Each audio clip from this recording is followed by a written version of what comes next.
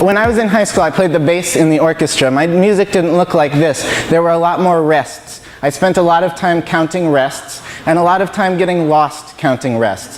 And I remember this one dress rehearsal, and the conductor stopped everyone and said, "Max, you're lost." And I said, "How do you know I wasn't even playing?" And she said, "You were staring at your music. You were looking at it like it was going to tell you the answer. When you get lost playing in an orchestra, the worst thing you can do is look down and stare at your music. What you need to actually do is look up and listen. The conductor can help you figure out where you are and when to come in, and that helps you listen to what's going on around you." That advice must have stuck with me, because almost 15 years later, I was doing a workshop for teachers. And it was a workshop where the teachers didn't really know why they had to be there, and I didn't really know why they had invited me to be there. And so it didn't feel like it was going well. And they looked tired. When I asked questions, I heard crickets. When they talked, it was off task, sometimes to the point of being insulting and class clownish. So I thought, clearly, this is a disaster. And the more it went badly, the more I looked at my notes, which I had scripted out so carefully. At 10:30 we're going to be talking about this, and at 11 we're going to be talking about this, and at 11:15 we'll be here. And so the more badly behaved they got, the more I'm like looking at my notes, and I must have started to sound like the teacher from Charlie Brown, because I was like, okay, in order to be here by 10:30 I have to talk about this, and I have to make it last this long. Because basically I didn't want them to talk anymore based on what they had said when I let them talk. I got immediate feedback from them. We gave them an online thingy to fill out. And there was this theme of what they thought actually went well. They thought things went well. And what they wanted more of. And it was interaction. And what I realized was the same thing had happened to me when I was in orchestra, is that when I got lost, when it wasn't going well, I stared at the printed page, like that was where the answer was going to come from. This thing that's been scripted out for me, that will tell me what to do. So I was going to then say, and now I've learned this amazing way to plan, and I know how to like get people talking so I can listen. And it's true, I've gotten a lot better at it since that workshop.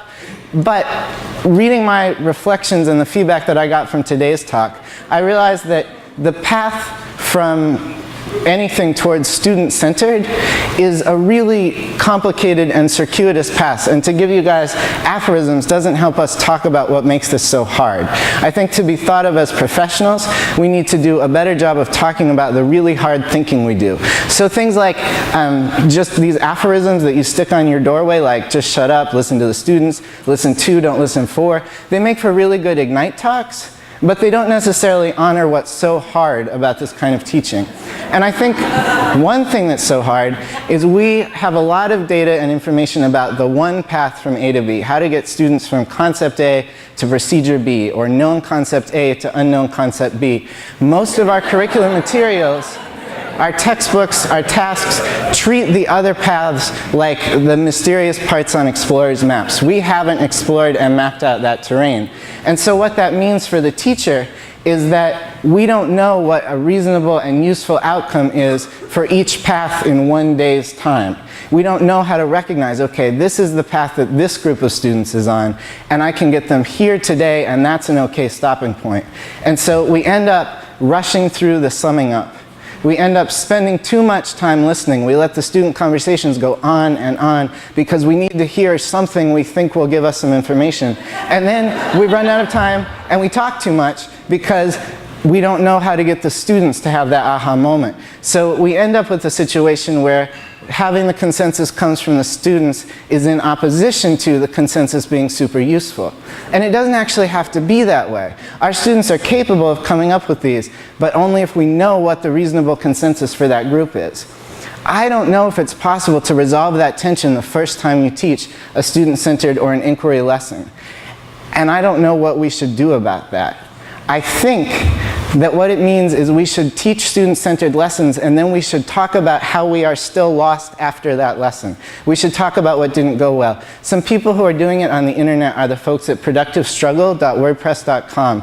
It's for teachers to share the struggles that's been productive with them, so please check it out.